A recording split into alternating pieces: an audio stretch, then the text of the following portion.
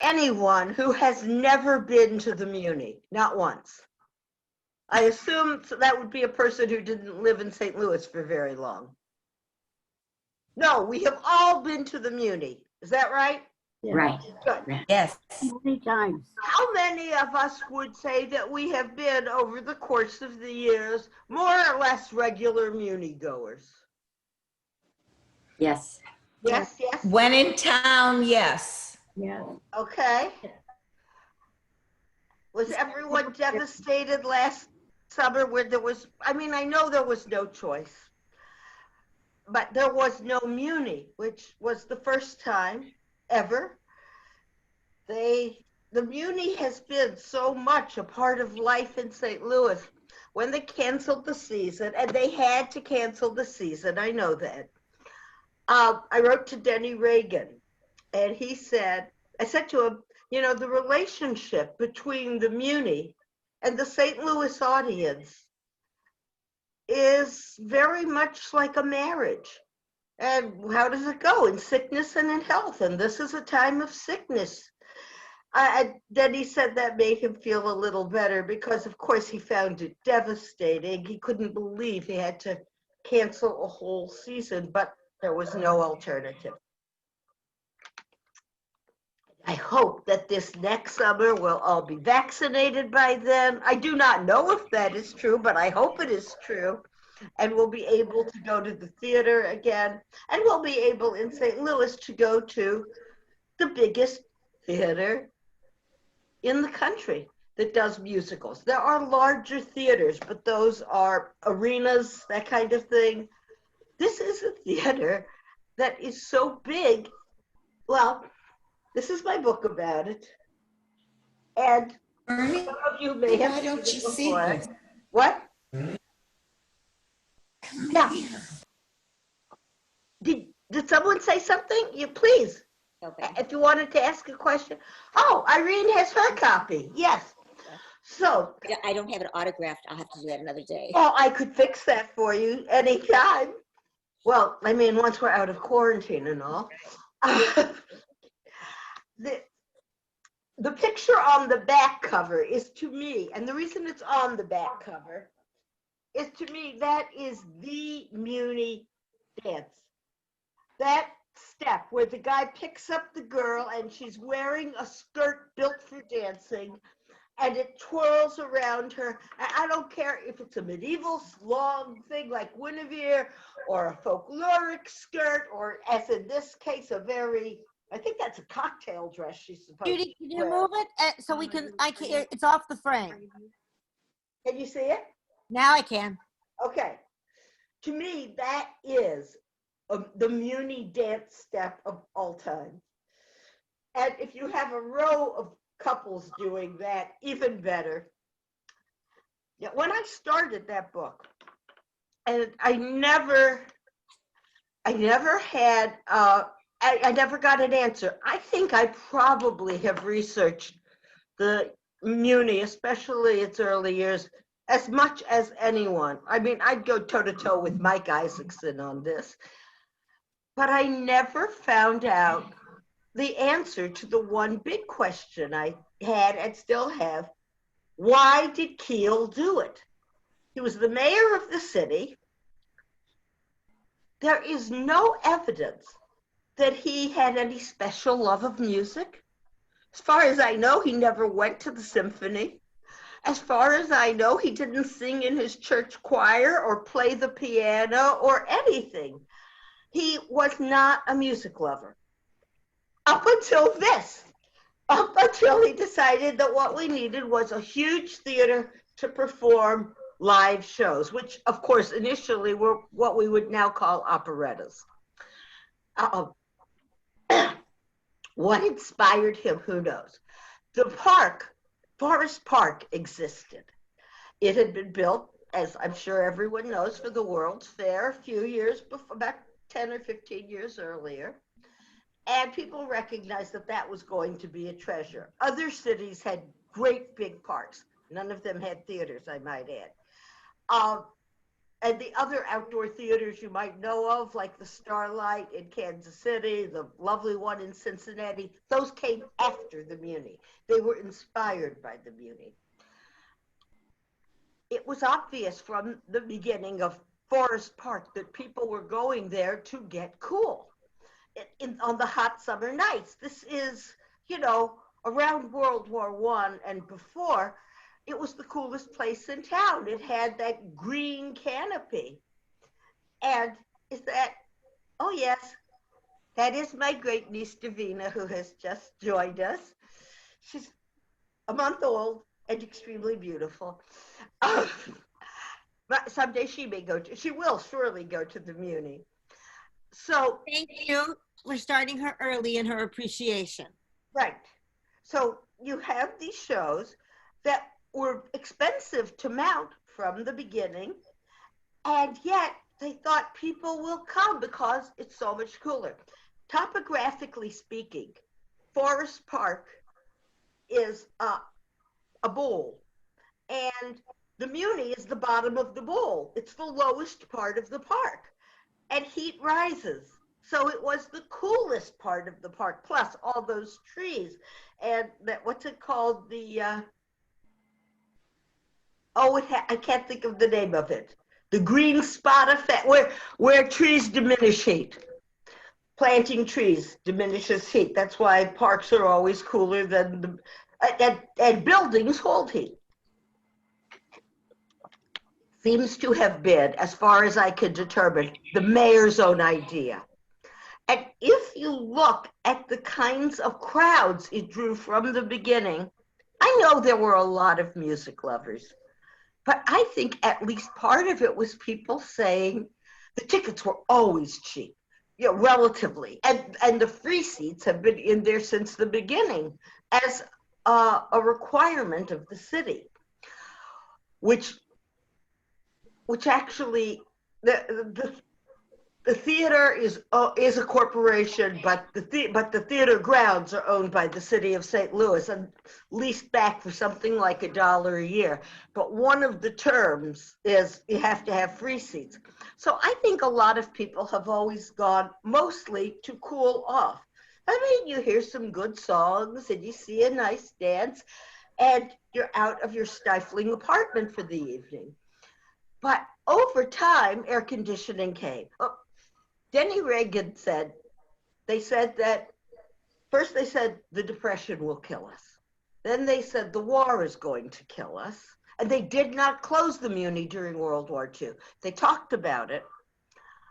Maybe it was disrespectful, or people just, women who were a lot of women were working who hadn't been, and maybe they would want they would just be too tired. But the Muni board said, no, people need a break more than ever, and they need that refreshment. And in fact, there were Muni bus lines throughout the war years from all over town so that you could take the bus to the Muni and go back home after, or go back to the factory after if you were working that midnight shift. There were a lot of different approaches. There haven't been all that many artistic directors over the years, but nearly everyone has felt we should do things that our audience will like. Of course, the audience is not monolithic. Every once in a while, I would get letters from people who would say, why don't they do the Chocolate Soldier? Why don't they do the Desert Song? Well, there were a few late experiments along those lines, and nobody came, and that's why they stopped doing them. And I think when Isaacson took over from Paul Blake, of course, had spent years at the Muni. He and Denny started at the same time. And when they came, it was to save the Muni, or at least to let it die gracefully. They couldn't be sure which. But the previous administration had been bringing in tour shows, which just were Right. I mean, sometimes they worked real well, and sometimes you can't. Who thought that The Odd Couple would be a good Muni show? It would. It's two men in an apartment and no songs. Um, but it was out on the road, and you were at the mercy of what was available. Paul and Denny took the theater back to its roots with locally produced shows. Marcy, you're going to say something. No, you looked like you were. Remember, you can say something. Now, we've been talking about the Muni in recent years, and I think some of us have been going to the Muni for a really long time and can go past recent years. I wonder if anyone or if everyone, in a quiet way, one at a time, I mean, not yelling, would like to share a story about a favorite Muni moment. I will go first. My absolutely all-time favorite Muni performance, and I've seen everything for the last. Well, I became the theater critic in '94, so since then, um, I, my favorite performance was Fiddler on the Roof, starring Bruce Adler. Bruce, who died young, unfortunately, he was such a great Tevye. And you know why? First of all, he comes out of a Yiddish theater tradition, but he was, at the time, he was maybe 50 years old at the most when he played Tevye.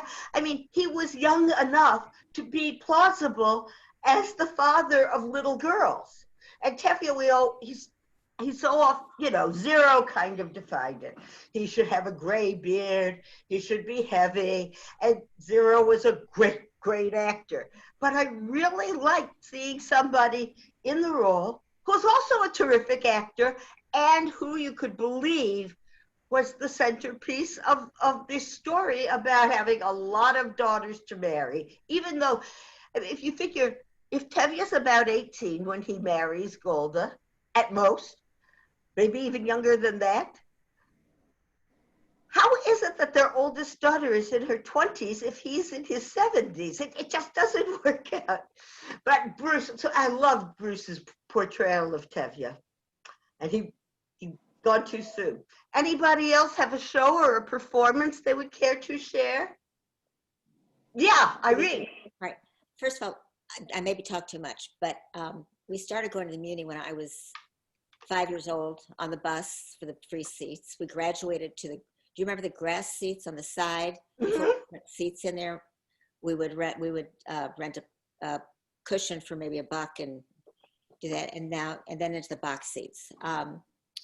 But since I've been singing my whole life, one of my greatest thrills would have been to be on that stage. So I was graduated from Washington University and thought, before I go to work, I'm going to audition, made callbacks. I was thrilled. And my father said, but you have a job waiting for you at Stixbury and Fuller as an assistant buyer. It may not be there in September. So I passed that up. So years later, I'm doing shows with Paul Blake. He was at Webster, and he agreed to help write and produce and direct shows for us to raise money for the AMC Cancer Center. So I got a call from him one day. He said, I know you're not an alum of the Muni, but we're doing a one-night desert song, and I would love for you to be part of it. So that was my one time on that stage. My other almost time was they were doing Milk and Honey, and I got a call from him to be one of the widows. I had just had my 4th child, and I said, I can't do it. So, but that one night that he gave me the privilege was thrilling. That's great. Nothing I'm glad. Out at 12,000 people. Oh my God, it's unbelievable. It's, the Fox, which seats close to 6, actors come in from out of town and they say, oh, I can't believe I'm in a theater this size at the Fox. And I always tell them, we have a bigger one. We have one that dwarfs the Fox. And of course, most of them know that because the Muni is famous throughout New York. So many singers, dancers, I would say singers especially, got their start at the Muni, got their equity card at the Muni. The Muni, because it's an equity theater and you have to join the Actors Union, and an awful lot of people have. Did somebody else have a good Muni memory to share? Yes, Sue. Sherry. Sue, you have to unmute yourself. Okay, is that better? Yes, much. We can hear you now. Okay. My first things at the Muni were through a Boy Scout crew that they got free seats every Monday night, which so many of the organizations did. And I would go with my aunt and uncle, well, not, he didn't ever come, but that You had his I could seat. see so many of the shows. And we lived in a 6-family apartment in the city. So this was a wonderful introduction, and I fell in love with it. I think because of the gorgeous scenery and the songs, and being an old timer, I still think I love South Pacific. It's just so beautiful at the Muni with all the trees, and they backlight all the, it's just wonderful. And my cousin Eleanor, who Irene, Eleanor Fry, had tickets for 60 some odd years, and she passed away, but she'd go, if it was 90 or 100, and she'd pack ice packs in her so that she could still come, even though it was absolutely unbearable to go. It certainly is better she was a now. lifelong person of the theater, and I miss her. She passed away, but her son, because he'd come from Kansas City to take his mother to the Muni, he still has those seats, which Eleanor insisted were the best seats in the house. So it's been, oh, one more thing. When the Muni was having South Pacific, Oklahoma, they were also having Showboat. This In must one have been season, in the Rodgers and I bought Hammerstein season year. tickets, cheap ones, for my children and whoever they were going with. And that, I just think and my daughter is still very, very involved in going to all kinds of things. What Sue is saying is, again, something that anyone who, well, as you maybe know, Denny Reagan, who has just announced his retirement, not now, but a year from now, Denny Reagan started at the Muni as an usher. He has worked at the Muni for over 50 years. No, usher came later. He started on the grounds crew, cleaning up, and moved on to be an usher. He says that the story suit, he would tell you, there are many families like that where they just pass down the tickets from generation to generation. They have the same seats. Sometimes somewhere along the line, they go for better seats. And he says, there are people that I used to seat when they were young couples at the Muni, and I was an usher, and now I see them because Denny takes that place where he greets everyone coming in on the side. Now I see them bringing their grandchildren. It's a very family-oriented theater, and it amazes me that they've never done anything that I would think twice about taking my kids to. And in Chicago, well, my kids weren't little then, but that's about as rough as it ever gets, and it's not that rough. Does anybody else? I can only Yes, see I'm you. Elaine. Yes, go ahead, Elaine. We have another ticket story. Our son has 4 tickets that are pretty good seats that have been handed down not by family, but by a friend who moved out of town. We've tried to buy those seats, but because we are not family, we cannot buy the seats. So every year she has to buy the seats, and we have to pay her, and then she mails us the tickets from Massachusetts, and then we go. That seems like really taking things. And my Couldn't you just first say you show were is relative? Oklahoma. And Nate's favorite show is Oklahoma, and he plans every season he has 4 seats, so he takes friends to all of the, except sometimes he takes his mom. And he says Oklahoma is his favorite. A lot of love here for Rodgers and Hammerstein, right? Yeah, yeah. Who else? Who else has a Muni story? I wish I could see all of you at once, but I cannot. I think Harriet has her hand up. Yes, And am I muted or not? No, you're not. Okay. We're gonna I've enjoyed Muni all my life. I lived in Chicago for Ravinia for a while, but it's not the same. My daughter and I, we were always short of money, but we'd stand in line up before the show and get in the free seats at the back, and we'd pack a lunch or with the 2 little girls. I have 2 autistic granddaughters who participate in Variety Club, and a friend of theirs had a little part. She was in a wheelchair, but she was a Wizard of Oz. So I remember that. Also, I remember seeing a very beautiful one that maybe the music wasn't wonderful, but it was Seussical the Musical, and I thought with the books and it was such a beautiful. That was darling. Johnny Tartaglia was the director of that show. And he is a talented guy. He's really a puppeteer, so he finds working with live actors very interesting. It was a nice score. It was a nice score, but not nothing great, memorable. I also remember Annie being done there. I don't remember what year, but it was beautiful. They have done Annie many times. Yes. One thing I'm looking in my book to find a certain picture. And somebody else, I'm gonna find this. I got the crowd. Okay. I'm gonna hold this up and I hope you can see it. Somebody tell me. It's a picture of people gathered.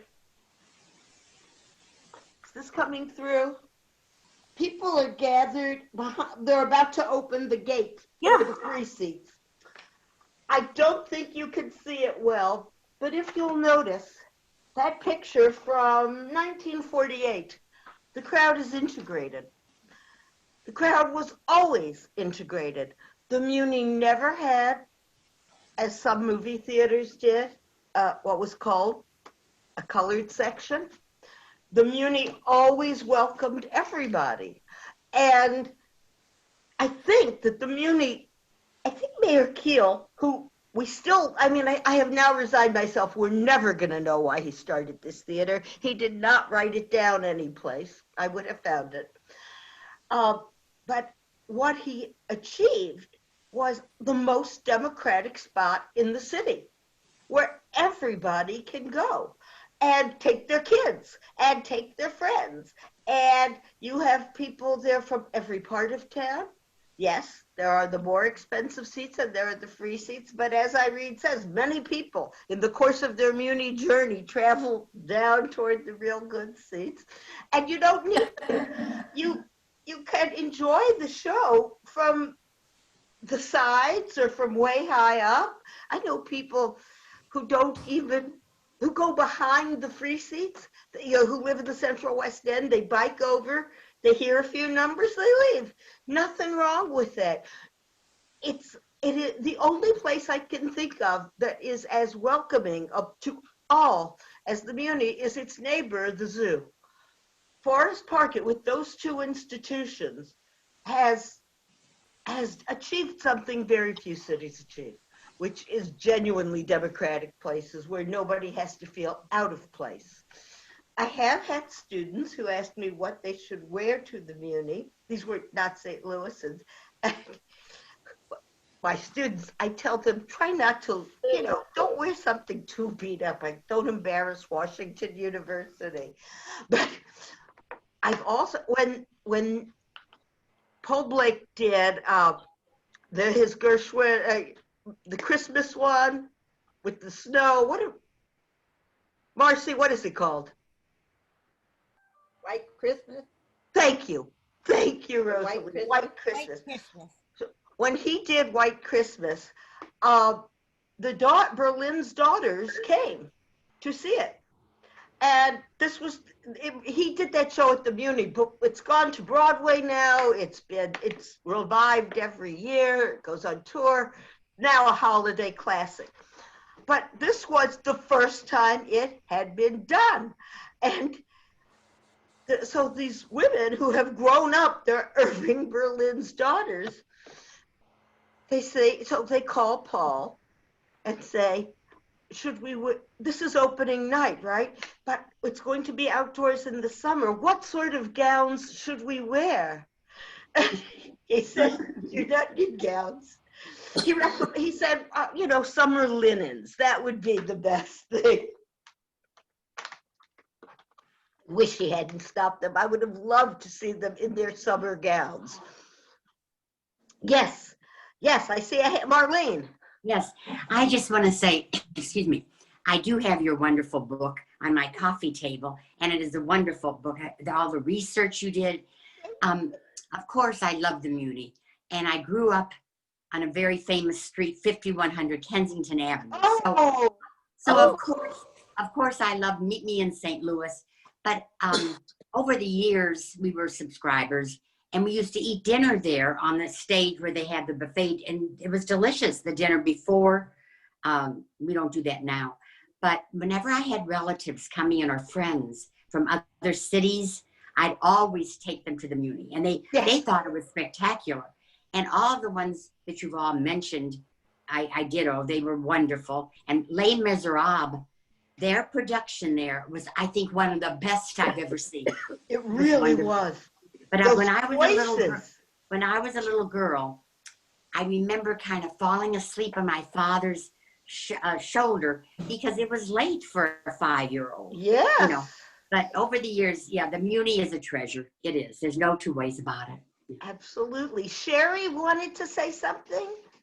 Yes, I remember going with my grandpa and my family, and he had season tickets. He was one of the original guarantors. Oh, really? Yes. Who was your grandfather?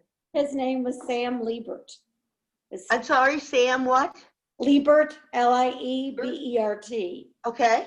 And he went every Wednesday night, but I still picture him wearing a suit every week.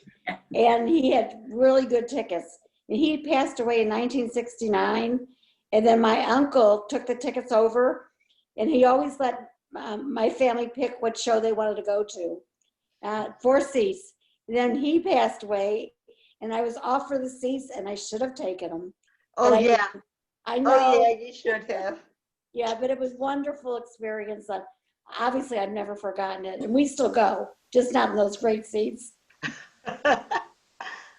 Was it Harriet who had something to add? No, that was me. I think, And Beverly. And Beverly. Yeah. yeah, no. Now, Harriet, did you have something to say too? No. Oh, okay, it was Beverly. Yeah. I just wanted to say my first date with my husband was at the Muni. When I met him, he I said, bet a lot of people can say that. It's a great spot for dates for kids because the show is entertaining and it takes a lot of time, and you can go pretty cheaply. yeah, You can go in the cheap seats. you can go to the $5 seats. Uh-huh. Or the free seats. And Doesn't hurt. Just um, get there early. Any thoughts on what the Muni should do in the future once it starts again? Anybody want to make predictions? we were supposed to sing there last year with our choir group, but it was canceled because Of course. the pandemic. But we're hoping that we can go this year. Judy, Everyone's counting on it. Yes, Linda. unlike Bernie. Irene, I never made it to the stage, but I did try out when I was 10 or 11. I was a dancer from the time I was 6 until I was 16. And I can still picture myself on that stage, the practice stage, even though I didn't make it. But boy, that would have been fabulous to have been on that stage in a production. I understand it really is. My daughter danced at the Muni when she was in college in the summer. She was in the chorus. And I always said, you have the best college summer job I have ever heard of. She got her equity card too. Now she's an occupational therapist. But boy, she's got great memories. Anybody else have a Muni memory to share? That I will tell you. What? I have one more. I have one more. Yes, Irene, of course. Well, first of all, they brought a lot of movie stars to play lead roles, which was so exciting. And I remember when Debbie Reynolds came to do Irene. I wouldn't miss that show, of course. And it started to pour down rain, and everybody left the stage, and she came back on stage in the rain, singing in the rain. I will never forget that as long as I live. There's a great photo of that. I believe it's in my book. Of her with the umbrella. Yeah. Yeah. And she did a number of shows. Liza Minnelli came with, no, not Liza Minnelli, her daughter, Carrie Fisher, came to the Muni with her mother. Her mother was, and there was a little girl in the show, and that was Carrie Fisher with Debbie Reynolds. I think Liza Minnelli came to the Muni too, but not with her mother. Rosalie? Oh, I'm sorry, I didn't mean to cut you off, Irene. I just want to say, you asked about what shows we'd like. I love Ragtime, but I'm wondering if it is too controversial right now to do a show like that at the Muni. What? That's an interesting question. There was a very good production of Ragtime at Stray Dog Theater about 2-3 years ago. Amazing. It was amazing. I saw that production. It was amazing. But you know, I'm not so sure. It does. It comes to a happy ending, but not before. Right. I'd like to see them do Blood Brothers, which is about the early days of the labor unions, and not go find a production. I would like to see them do that. But we don't know. Rosalie, you wanted to add a thought. No, I just wanted to mention, I'm glad that so many of you brought it up because I too grew up in St. Louis and in the early years. And I really feel that it was so important that we had things like the free seats at Muni Opera. I don't know of another situation that is even like that. Not only, you froze, Rosalie. I don't know what happened to your connection. Oh. Okay, you're back. I don't know. Okay. Well, I just wanted to re-emphasize because I had forgotten about the free seats, being privileged enough to have nice seats at a number of productions now. I completely forgot that that was the start of my interest in musical theater. And what a special thing. I can't think of any place else in the city that you can go to and get that kind of a performance for no money. And so many of the organizations gave out special seats one night a week. Well, that's the Muni giving the organizations the tickets. So the Muni is itself giving away, the Muni, this is true. The Muni gives away more seats in the course of a show's run than most Broadway theaters have to sell. That's good. If you figure the average theater is around 2,000 seats, Muni gives away that many every week. So they give How many, excuse me. Yeah. A question, how many free seats are there? There's quite a, but you have to add in all the other seats that are given for free, which are mostly on Monday I'm nights. talking about the basic three seats. I'm gonna guess, I should know that, but I don't offhand. Hundreds. There are hundreds of them. and they're open every Yeah, night. I think when I tried to count, it was 275 or 250. Well, But there also I used don't to know, be- but it was amazing how many there were. there used to be more seats at the Muni than there are. In an acknowledgement, I suppose, of Americans getting fatter a few years ago, the seats needed to be replaced, and they did replace them with seats that were a little bit wider than the old seats, which meant that they couldn't get in as many. So where there used to be 12,000 seats, I think now it's closer to 11. But it's we all enjoyed the comfort, don't we?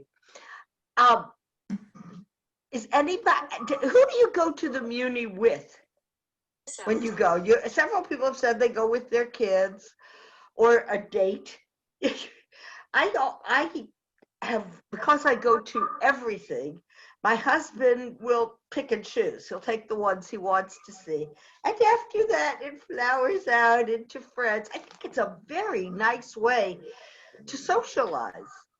And you have, you can eat before, or you could just get an ice cream or something during the show.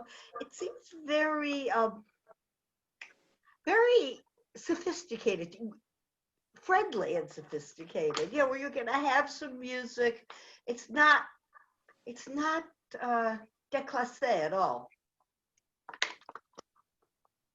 When I was working on the book, one thing kind of led to another, and we started a thing that the Post is still keeping up to date, though I am not doing it anymore. I believe Hillary has taken it on.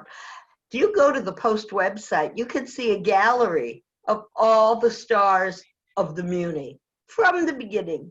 There are people there you will not recognize. It was too long ago.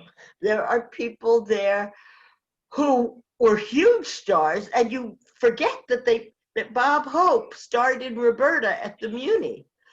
And there was one guy from New York, he was a baritone, I think, named Leonard Creel or something. He was so popular here. And he would move to St. Judy, it was Leonard Seeley. Seeley, thank you. He had a fan club. He had a fan club. Leonard Seeley was a Jewish guy. And his fan club was all these Jewish teenage girls. He was pretty good looking, and they were crazy about him. And he would move to St. Louis several years for the whole summer because he was in one show after another, bringing his wife and children, and they stayed at the Chase. And the idea that you could have, look, none of you know his name, right? Marcy remembers because she's been a Muni volunteer for a long time. But that it was such a big deal that you could, and when my kids were kids, there was this very handsome actor. What was his name? He played Jesus. Eric Kunze. Eric Kunze. He played Jesus. He played the lead in Miss Saigon, and the girls adored him. And we took them backstage to get his autograph. Now, Eric Kunze, I said to him something like, it wasn't tactful, because with an actor, you should always assume that they're not employed. And I said something like, so what are you working on? And he said, at home, I sell hot tubs. I mean, in LA, he was not getting, but at the Muni, he was a star, and so handsome, and a beautiful voice. And I think it gave, yes, Marcy? I just want to say that it shows you a little bit about the talent that is there. I mean, he's wonderful. He should be a star. Yes, yes. It's true. I always say there are way more good actors than famous ones. Yeah, Irene? One more thing. I Googled, there are 1,500 free seats. 1,500. 9 rows of free seats, Okay. which is amazing. Very, yeah. There are about as many free seats, and the free seats fill up almost every night as Broadway, as in a typical Broadway house. Over 2 nights, you've got more. The Muni is has been historically a very generous theater. Whose grandfather was the underwriter? To begin with, Mr. Somebody just said her grandfather was And a guarantor, a yes. guarantor Uh-huh.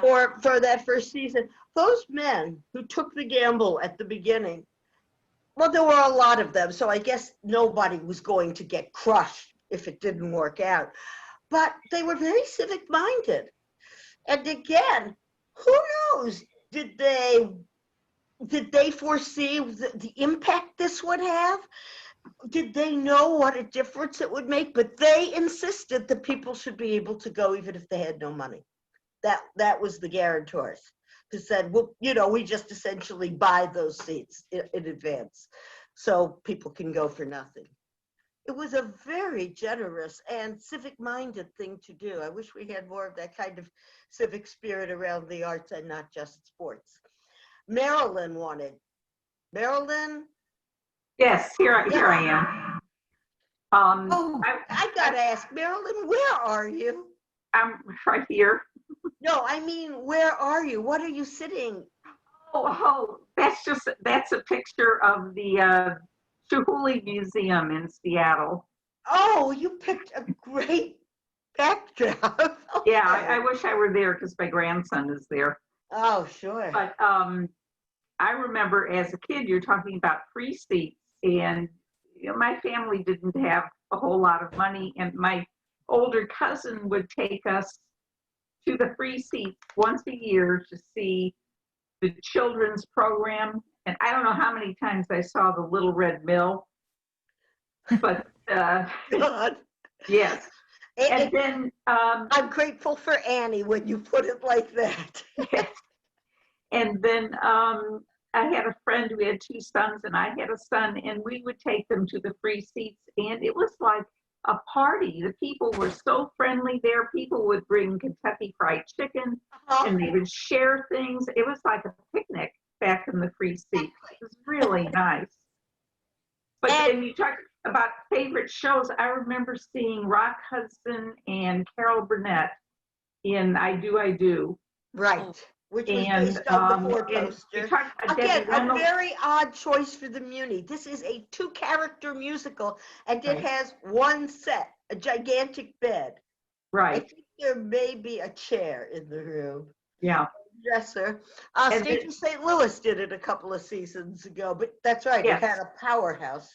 Yeah, and then Debbie Reynolds came back to do a reprise of The Unsinkable Molly Brown with Harv Fresnel, and that was wonderful. And that was here the summer before last.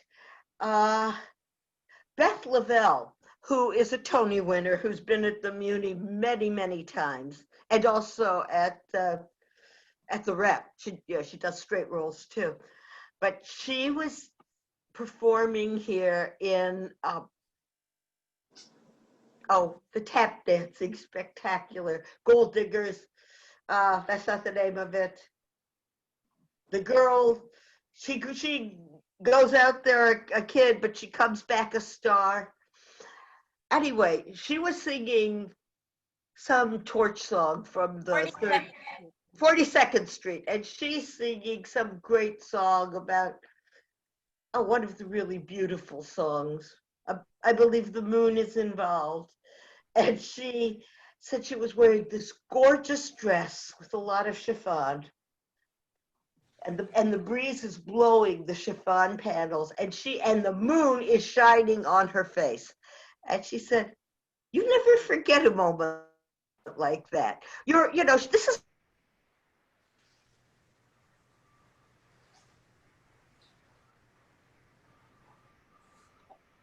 Judy froze up. I think she'll be back though. Judy, can you hear us? You're gone, Judy. She froze up for a second.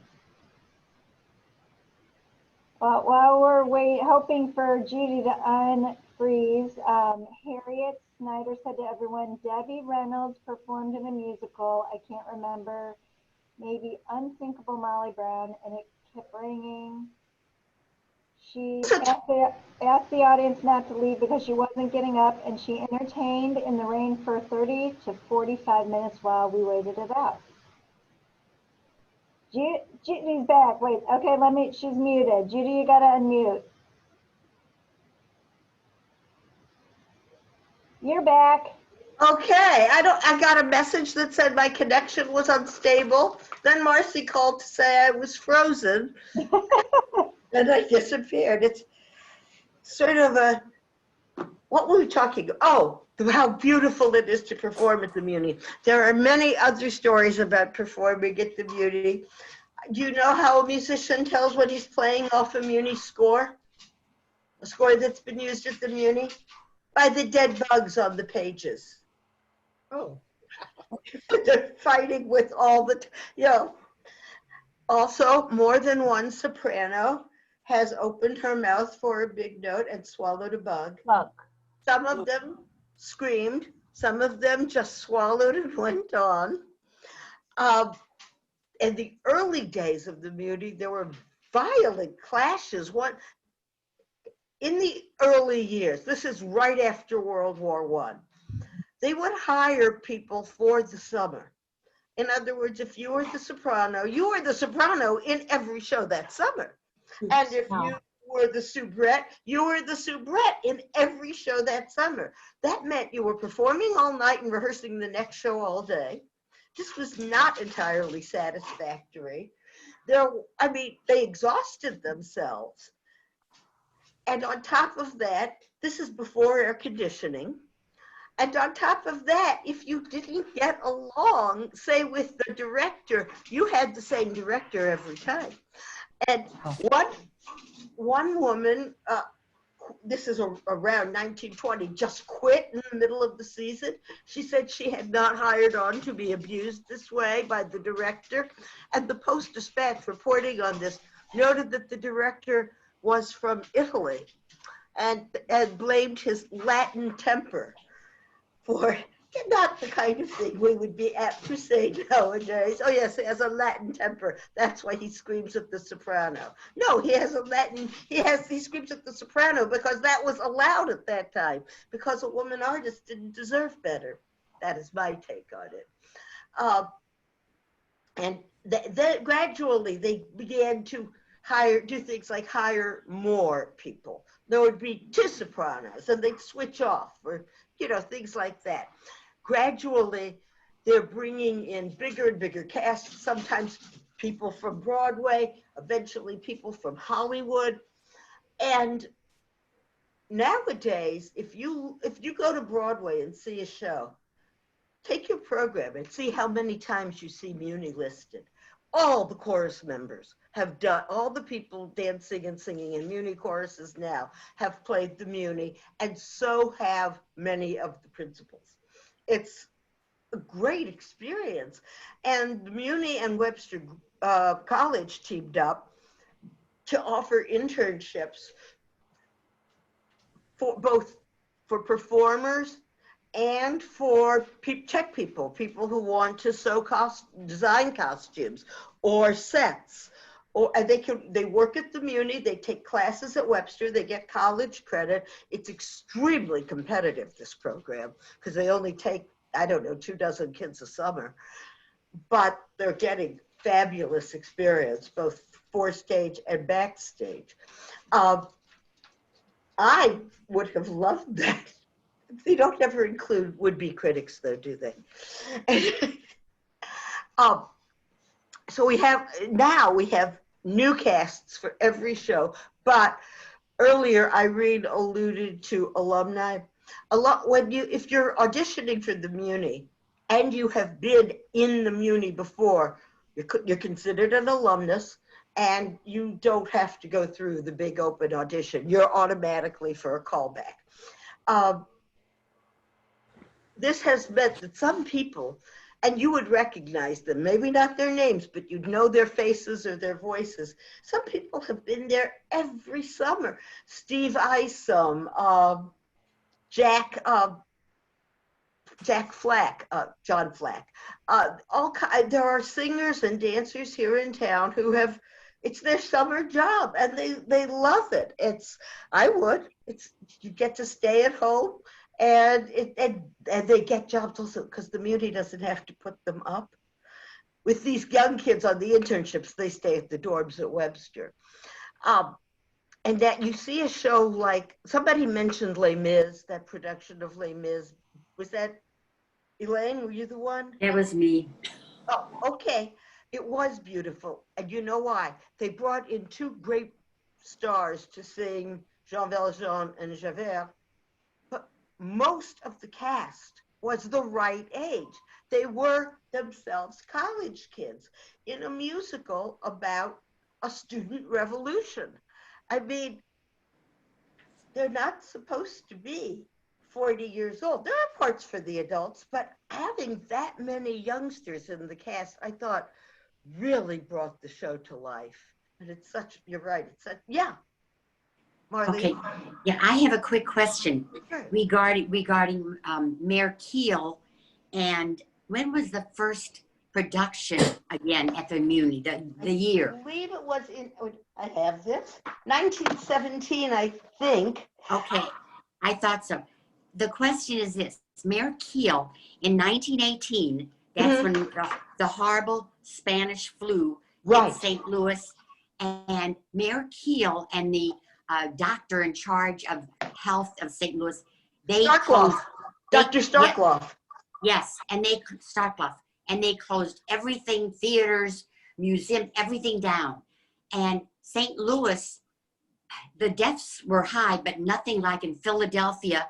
And they had this big parade in Philadelphia for returning men from World War I. And they had a lot of deaths because St. Louisans, and they were very mad about it, the restaurant owners, but they closed everything down. Now, what happened to the Muni in 1918? I wonder if that was closed down that summer. You know, the second, Marcy, Muni historian, have you got an answer? When Judy says I've been volunteering with the Muni Archives, which began, I think, about 6 years ago. So I've been volunteering with them, and I know them recently. I've read that this is the first season that they stopped. Right, Yes. right, it is. So I guess they were open in 1918. No, they weren't. I found it. Okay. Okay. In 1917, the St. Louis Advertising Club sponsored a production of Verdi's Aida. It was not Aida. It was some tunes from Aida and some story about an advertising man and the boss's daughter. It was really not. That was 17. In 1918, as World War I drew to a close, St. Louis Mayor Henry Keel led an effort to improve the site. The Municipal Theater Association, the parent company of the Muni, was incorporated in 1919, and 6 days later, it opened its first show, Robin Hood, and Keel played the king, and he rode in on a donkey. It's a very famous picture. You've probably seen it. So were they open in 1918? No, they were improving the site. She said 1919. 1919 was when they did Robin Hood. They had been working on shows there since 17. 18 was devoted to improving the site. You know, okay. I wonder, they were already, not this last summer, there was no Muni this summer, but the summer before, they were already pretty far along in making these modernizing touches. They're changing the sound system, updating all the electronics. And I think that we were supposed to see like half of it this past summer and another, and then it would be all done summer of 21, maybe 22. I will be very interested in seeing how much they did while we weren't there. I mean, potentially they did a lot. Marcy, do you know? I know that they've done a lot. They're doing a lot also with the building, you know, when you come up to the box office. Yeah. Box office, it will remain as it is, I believe, but like where the office is, and where those fountains are in front. Sure. And you're facing the box office to the left. That's all being redone. The offices are being redone, and I believe I think that'll be done for this summer. I hope so. Now, somebody asked when can we go back? I know everybody is hoping it'll be this coming summer. We'll see. Where they're starting in July instead They're of going to have a June. late start. Yeah. And let's face it, they're saying they're going to start in July. Maybe that's August. It all depends on to what extent we're back to normal. Nobody's got a crystal ball, but we will get back there. I feel confident that once people can go places, the Muni is a place they're going to want to go. I missed it. I think of all those, somebody talked about how hot it is at the Muni, and it is. It's very hot, even less than it used to be with those new, what are they, the serrated fans that can run silently during the show. Biotechnology, they call it, because it's modeled after the fluke of a whale. I don't know, but it's gotten much better. The actors used to do things like, somebody said ice packs. I've seen they keep a huge tub in the back, and it's 1/3 ice, 1/3 cold water, 1/3 tennis 6 astringent. And you just douse yourself in that every time you step off stage. I'm told it's very nice.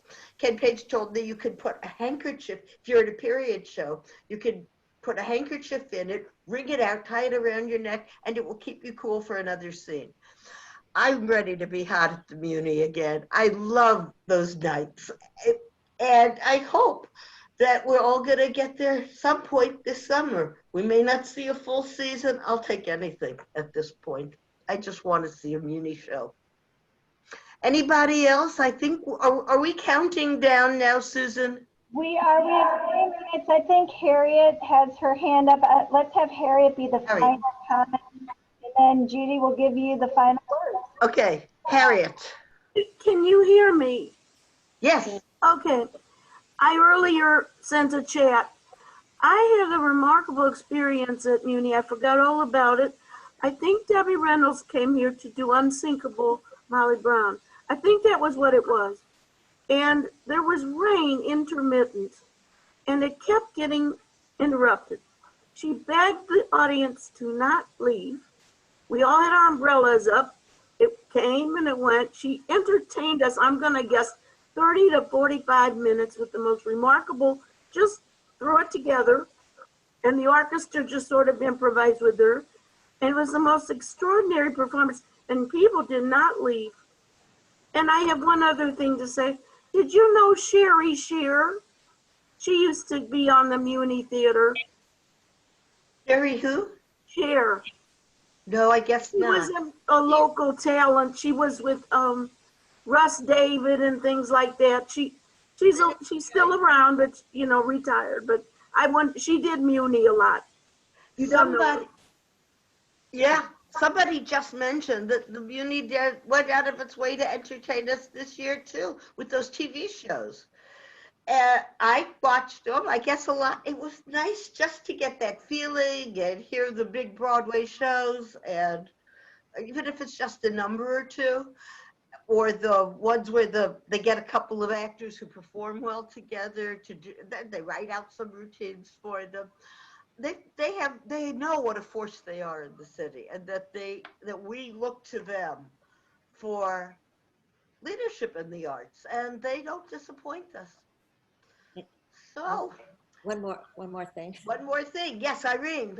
Last Very summer, fitting to end with Irene. during Sorry. the pandemic, they did the television once. They did it live on Monday night and repeated on Thursday night with programs that they did at the Sheldon the summer before, and with some live performances. It was wonderful.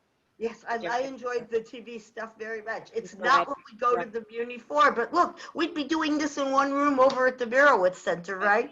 And we aren't. This is the world we live in, and you can either just complain all the time, or you can take it for what we got here. That's a nice conversation on a subject that everybody likes. So it is 3 o'clock, and we need to sign off. thank you all. Thank I you. enjoyed Thank it. you, Judy. I hope you Thank enjoyed you. coming. Our Okay. next program with Judy is going to be on Wednesday, January 20th, 2021. So we'll see you in the new year, everyone. Wishing you a happy, healthy new year, and be safe. Take care. Thank you. You as well. Thanks. Thank you. Thank you. Good to Thank see you, Susan. everybody. Thank you, Susan. You're welcome. Bye-bye. Bye. Bye. Bye.